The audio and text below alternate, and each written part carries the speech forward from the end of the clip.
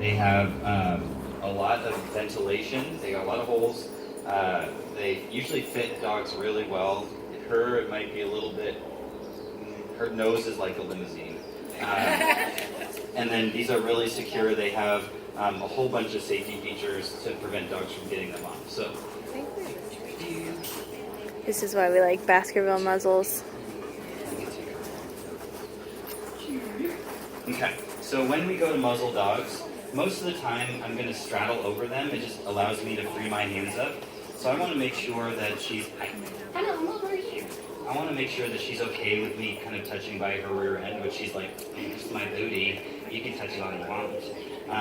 So when I straddle over her, I'm just going to kind of pinch her here between my legs. And then if she starts, this is if I was in Texas, I'd make the 8-second joke.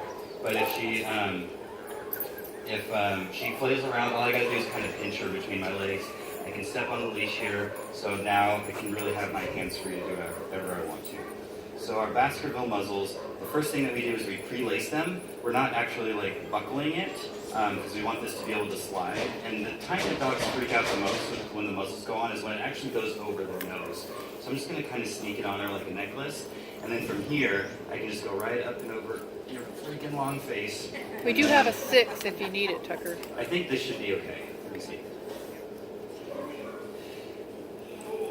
And as long as I hold onto that tail, you know, she should not be able to get it off. I'm not gonna like it. There you go. Good girl. Yeah, that works. Your nose is so long. You're so long.